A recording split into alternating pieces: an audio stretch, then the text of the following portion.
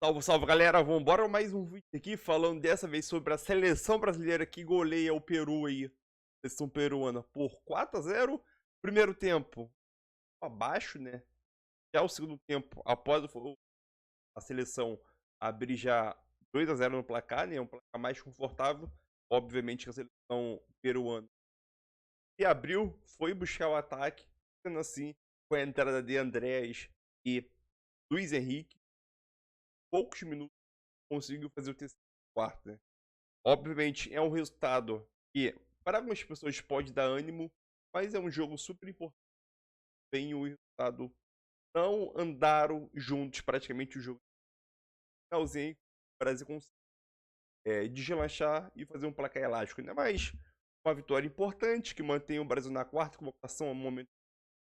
Mas agora é ver o que pode melhorar, porque o time também está desidratado e o Dorival ainda não conseguiu fechar essa escalação ideal para a seleção brasileira, né? Então deixa seu like e vamos embora mais um vídeo, galera.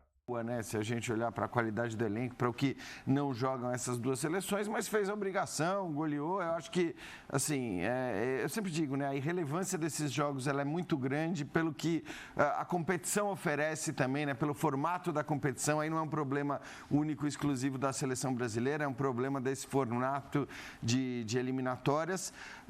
De novo, acho que tem várias coisas para a gente discutir, né? Se você coloca um lateral direito diferente, para ter uma outra característica, porque esse lateral joga da mesma maneira que um cara que é talvez um dos melhores laterais na Europa, atuando dessa maneira como terceiro zagueiro. Então, acho que a saída do Danilo só se justificaria se fosse para você ter um lateral mais agudo. No segundo tempo, acho que até houve uma melhora nesse aspecto. Mas, de novo, né, uma seleção que não, acho que não, já não empolga de antemão. Né? Ninguém está esperando grandes coisas, ou grandes nomes, ou grandes novidades. Mas para não ficar só no mau humor, né, nessa coisa melancólica de falar de seleção, acabou a data FIFA, agora amanhã a gente volta para o brasileiro, legal, mas não é só isso. Para falar de algo bom na seleção, eu vou destacar o Luiz Henrique. Porque acho, cara, assim, para mim, ele é o grande nome dessas duas partidas, né? Pelos gols que fez. Sem ser titular em nenhuma delas. Sem ser titular em nenhuma delas. Ele entra nos dois jogos, ele faz 2 belos gols, ele dá uma assistência importante para o gol do Andrés. Então, eu acho que é o cara que, olhando para uma posição em que o Brasil tem vários jogadores, né? Para atuarem abertos ali pela direita.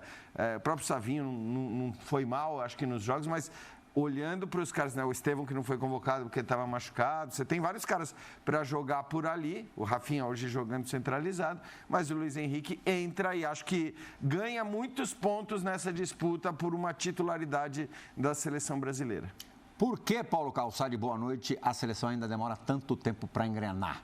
Claro que depois de um gol marcado num pênalti, que não chega a ser duvidoso, mas um pênalti meio dado para a seleção brasileira, a coisa acabou sendo levemente facilitada, abriu a porteira. Mas por que o Brasil demora tanto para jogar bola? Por que essa seleção, mesmo contra um time fraquíssimo, uma seleção fraquíssima como é a seleção peruana, demora tanto para conseguir render? Bom, boa noite, Plihal, boa noite a todos. Que a gente, assim, só colocar nomes e esperar que eles se encaixem, eu não acho que o Brasil vai conseguir. Porque a gente está falando de eliminatórias, um momento difícil, mas quando a gente fala em eliminatórias, a gente está pensando, obviamente, na Copa do Mundo, né? Como é que o Brasil sairia numa Copa do Mundo? Se fosse hoje, seria uma catástrofe, seria uma tragédia. Daqui 2 anos, pode ser que a seleção tenha realmente conquistado um outro futebol. Eu acredito que essas 2 vitórias, o Brasil, assim, o Dorival tem o copo cheio e o copo meio vazio. Ele vai transformar o meio cheio em transbordar. Vai transbordar, talvez, na coletiva. Por quê? O único time que ganhou 6 pontos nesta rodada dupla foi o Brasil. A Argentina vem depois com 4. O Uruguai, que era Uruguai, com Bielsa, pontinho. Tem 1 pontinho. 4 rodadas sem marcar gol. Exatamente. 8 jogos sem vencer. E está enfiado numa crise aí que é claríssima. Os jogadores não querem o Bielsa e eles estão mostrando isso dentro de campo até alguém tomar uma atitude. É isso que está acontecendo no Uruguai. Ponto. O Uruguai é outro capítulo. Mas o Brasil fez 6 pontos. Era necessário, imperativo, 4 pontos não resolveria. Menos do que isso, então, o Dorival não ficaria. Para a permanência do Dorival, o Brasil precisaria de 6 pontos na rodada de eliminatórias e conseguiu. Ganhou do Chile, com futebol ruim, mas ganhou. E hoje, 2 pênaltis que conduziram a seleção. A seleção, até os 2 pênaltis, não conseguia trocar passes numa sequência de 3 passes. A gente assim, batia. Deixa eu até me corrigir. Batia no Eu falei que abriu a porteira, mesmo com 1-0, o Brasil não soltou. Não. Então, assim, nós temos problemas sérios. O placar foi excelente. Com mais um gol, o Brasil pularia para 3º lugar, o que daria uma tranquilidade para o Dorival poder argumentar em função disso. O que esse resultado pode fazer? Dar à seleção, na próxima data FIFA, um pouco mais de tranquilidade para que cada um possa jogar aquilo que realmente sabe. O Luiz Henrique está numa outra vibe. Ele entrou nos pouquíssimos momentos, porque não são os 2 primeiros jogos. Ele vem ali entendendo o que é ser um jogador de seleção pelo lado em que ele joga e conseguindo fazer gol e dar assistência. Então ele está crescendo. Esse é um cara que talvez daqui a pouco tenha que voltar a ser titular, porque ele já chegou a iniciar uma partida da seleção. Contra o Equador, né? Eu espero, torço por isso, para que 2 bons resultados e não 2 bons jogos consigam trazer um jogo melhor para a seleção na próxima data FIFA. Mas o Brasil está muito longe, mas muito longe de jogar razoavelmente bem. O placar é muito bom, mas a seleção peruana não marcou um gol sequer fora de casa nas eliminatórias até agora. Daí o Dorival botar o time todo para frente, e bota a lateral, vai para frente, e vai com o Gerson, vai com o Bruno Guimarães, depois começa a colocar todo mundo. O placar ajudava diante de uma seleção que não faz gol em ninguém. Fora de casa, gol em ninguém. Não ganhou de ninguém. Então essa é a seleção peruana. Se com esse retrospecto o Brasil não tivesse, um bom resultado hoje, o Dorival talvez nem fosse para a coletiva. Meu amigo Vitor Birner, por que o Jean Oddi e o Paulo Calçade colocam o Luiz Henrique como o melhor jogador do Brasil nessas 2 partidas, nessa dobradinha de data FIFA, e você tem outro escolhido, que é o Savinho, titular do Brasil nos 2 jogos, mas em branco? Savinho não balançou as redes. Primeiro, boa noite a você, Plihal, Jean, Calçade, aos fãs do esporte. O Luiz Henrique seria o meu segundo. Exatamente porque o Luiz Henrique foi titular contra o Equador e não fez um grande jogo. E, para mim, o Savinho, nos momentos mais difíceis da seleção brasileira, principalmente no jogo anterior contra o Chile, foi o cara que conseguia clarear alguma coisa numa seleção que enfrentou uma seleção... pro Igor no gol do Brasil, do primeiro gol do Brasil. E quando o Brasil não criava nada, é bola nele, e aí o Galdames, o lateral chileno, sofria até dizer chega, cavou amarelo, tirou o lateral do jogo porque o lateral ia acabar sendo expulso, e eram 3 jogadores cercando, e ele construía, e ele ajudava a marcar, contra, repito, uma seleção muito fraca. E hoje eu acho que ele jogou de novo muito bem. Inclusive, eu acho que o Luiz Henrique, isso não diminui nada, absolutamente nada, o que o Luiz Henrique fez hoje. Ele entra numa situação mais confortável que, por exemplo, no jogo anterior, quando ele entrou e resolveu o jogo, né? Contra um Chile que já saía mais, porque o Chile, na condição dele de penúltimo colocado na última partida, o Chile precisava conseguir pontos atuando contra o Brasil dentro de casa. E o Chile saiu um pouquinho mais para o jogo, isso deu um pouquinho mais de espaço e o Luiz Henrique soube aproveitar. Então, eu acho que esses, para mim, o Savinho e o Luiz Henrique são os grandes vencedores dessa data FIFA. Que, para mim, tem uma coisa muito curiosa que eu acho que vale a reflexão. O Dorival começa a montar a seleção em cima dos seus melhores jogadores. Então, é Vini Júnior, Rodrigo, né, que são entre os melhores jogadores. Que não foi bem em nenhum dos 2 jogos. Né? Volantes que atuam fora do país e que jogam muito bem nos seus clubes. Danilo, o lateral direito, como disse o Jean, que joga como zagueiro, experiente. Você diz lá no comecinho contra a Inglaterra e Espanha. No geral. Quando você termina essa data FIFA, com o Brasil com 2 vitórias, você não tem nenhum desses jogadores crescendo. E como eu acho que a seleção brasileira hoje não tem posição cativa, porque os melhores jogadores não são referências para um jogo bem jogado, eu acho que o Dorival precisa mudar a política de construção da seleção e precisa começar a privilegiar desempenho na seleção. Não quem pode desempenhar melhor, quem consegue desempenhar melhor na prática. O que diz, entre aspas, que boa parte desses caras não começam jogando as principais partidas. Aí você vai ter o Salvinho, talvez sim, mas se não quiser, você pode ter o Luiz Henrique, que atua no futebol brasileiro. O Gerson, por exemplo, muito pouco exigido hoje, importa. Fez um bom jogo, vai ser muito exigido nos próximos jogos. Mas tem grandes adversários. Tem o Uruguai em crise como grande adversário na próxima fase. Igor Jesus, começa jogando ou não começa jogando? Você tira o Igor Jesus para colocar quem? Para colocar o Endrick? Não tira o Igor Jesus, ou seja, essa data FIFA, ela deixa, apesar dos resultados, mais perguntas do que respostas. Porque numa disputa de longo prazo, numa seleção bem construída, o Vini Júnior é titular absoluto. Não se discute isso. Não é algo que nem deve ser questionado, né? Então, assim, estou citando o Rodrigo, por exemplo, joga na seleção, pelo menos até o Neymar chegar, né? Se o Neymar voltar bem. Então, mas o Neymar hoje não seria o Rafinha? Mas o Rafinha dá para tirar hoje? Não, você achou que o Rafinha foi bem nos jogos? Eu acho que o Rafinha marca mais, o Rafinha é mais versátil, eu acho o Rodrigo muito mais jogador que o Rafinha. E se você olhar o desempenho na Copa América, que deve ser considerado, quem joga é o Rafinha. Então, assim, o Calçade falou uma coisa sobre quem deve ser titular, quem não deve ser titular, que não tem titulares. Eu concordo muito, eu acho que a ideia de montagem de seleção era baseada, ou é baseada em nomes de quem são os melhores jogadores. Eu acho que os melhores jogadores, com o tempo, vão ganhar sua posição. Mas eu acho que a montagem inicial de seleção, pelo que tem se mostrado, talvez, por isso que eu falo que deixa mais perguntas do que respostas, tenha que ser com o melhor desempenho na seleção. E aí, como é que você traz grandes jogadores de fora e explica para eles, olha, vocês vão começar no banco. Aí é gestão de elenco. Mas você acha que só convenceu os jogadores de fora?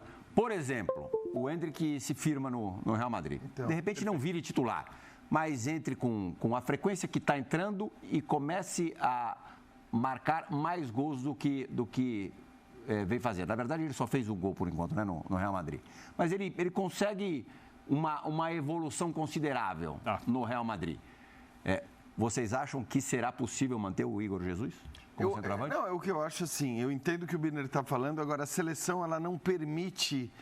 essa sequência ela acaba não tendo um valor tão... Porque daqui a um mês... A gente até esqueceu quem jogou ou não. Esqueceu quem jogou. Ah, legal. Pô, lembra que no mês passado o Luiz Henrique entrou bem pra caramba nos 2 jogos e fez os... Claro que olhando para isso, olhando para uma lógica de clube, de sequência de jogos, é normal, né? Seria normal que no próximo jogo da seleção brasileira o Luiz Henrique começasse como titular. Não interessa quem sai, mas seria normal ele entrar como titular. Só que aí a gente vai ter coisas que pesam mais do que o desempenho no futebol brasileiro. Gostem ou não as pessoas. Eu sei que muita gente fica irritada com isso, mas se, por exemplo, numa Champions League, o Endrick, o Rodrigo e o Vinícius Júnior destroçam grandes adversários com atuações exuberantes, destroçam o Barcelona com atuações exuberantes, jogando juntos, trabalhando juntos, como que você vai daqui a um mês lembrar do Luiz Henrique, que fez o que fez nos jogos contra Peru e Chile pela seleção brasileira, e ignorar aquilo que nas últimas rodadas fizeram 3 caras que atuam no Real Madrid contra os melhores times do mundo? Então, o que eu acho é que o peso do que acontece entre as datas FIFA acaba sendo sempre maior do que o peso do que acontece na seleção brasileira. Posso usar a sua palavra? Peso? Eu, às vezes, tenho a impressão, e tudo isso que eu estou falando não tenho certeza, que a seleção joga muito pouco, então eu não tenho, assim, muita convicção. Mas é o que eu penso, em princípio. O Vini Júnior, há bastante tempo, está tentando chamar a responsabilidade como protagonista da seleção, e não porque ele quer aparecer, porque ele quer ser o cara, não sei o quê. Porque ele é o grande jogador e é a responsabilidade dele. E eu acho extremamente elogiável que um profissional de futebol tão jovem, protagonista do Real Madrid, gols decisivos de Champions League, campeão de tudo quanto é competição de clube, referência da sua equipe, tratado pelo Ancelotti como o melhor jogador do mundo, queira chegar na sua seleção e se transforme no protagonista, até porque ele joga com amor, com muito gosto pela seleção brasileira. Porém, muito por conta do que acontece na seleção e não por conta do que acontece com o Vini Júnior, ele não conseguiu até agora. E ele não conseguiu até agora, para mim, tem algumas razões. Uma das razões é o fato de a seleção não estar jogando bem, ao contrário do Real Madrid, praticamente também não está jogando bem, mas em geral joga bem, e ele tem um peso muito grande para lidar.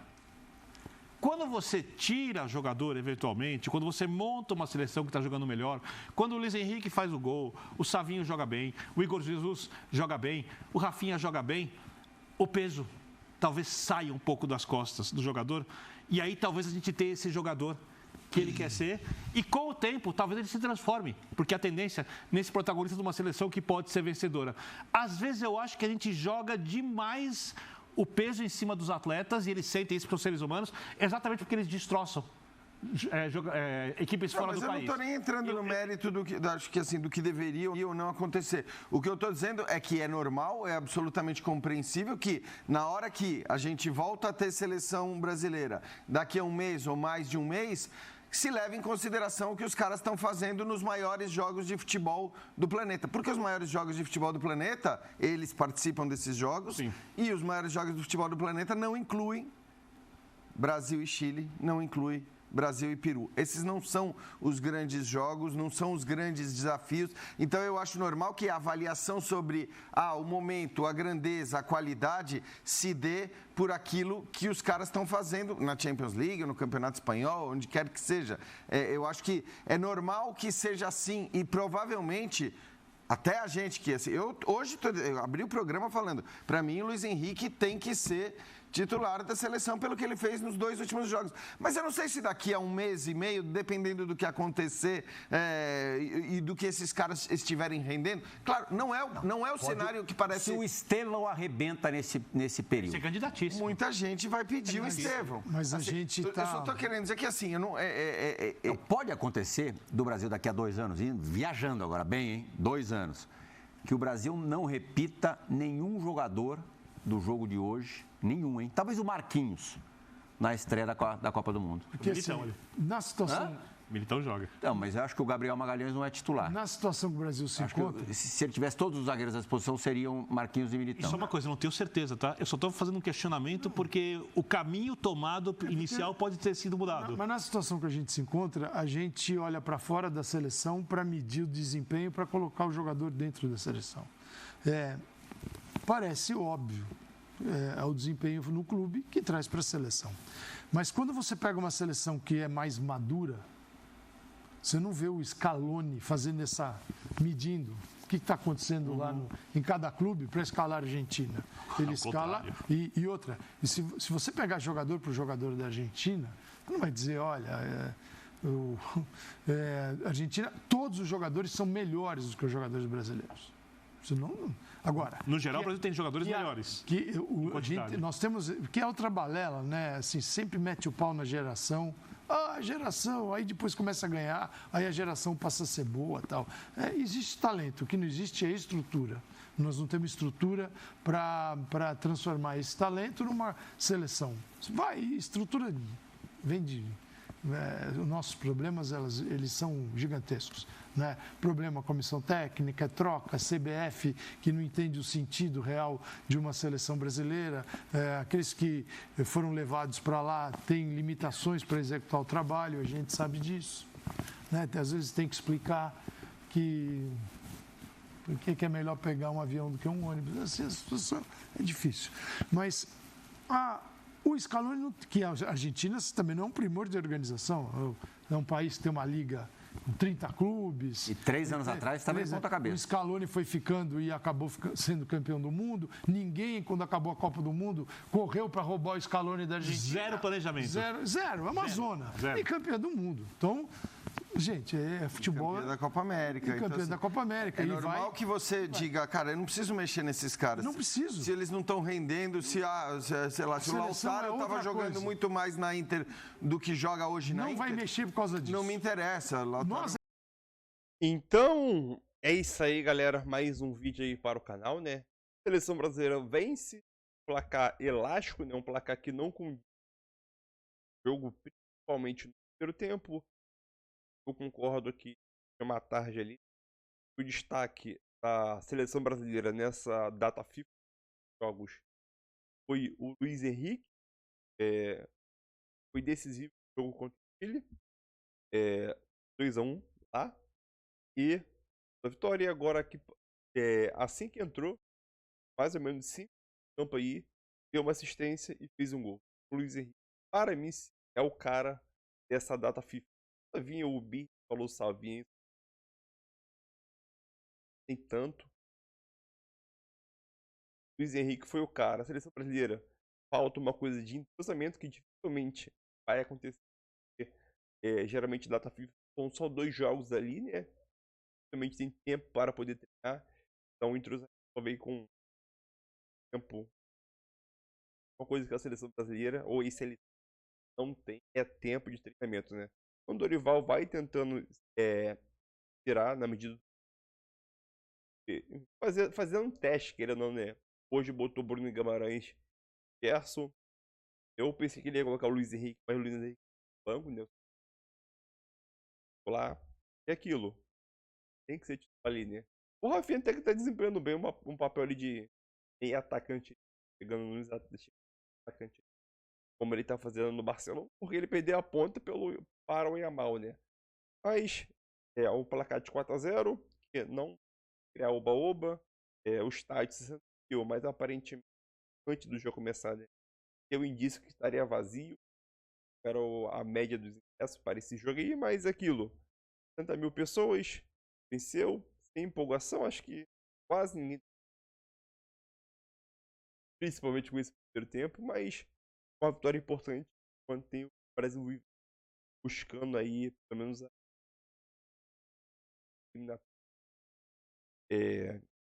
falar? O retorno começou agora, né? Das vitórias. O Brasil vence, e agora o próximo jogo aí pegar Venezuela fora de casa e Uruguai em casa, em Salvador. Esse jogo aí o bicho vai pegar. Aí, é isso aí. É nóis aí.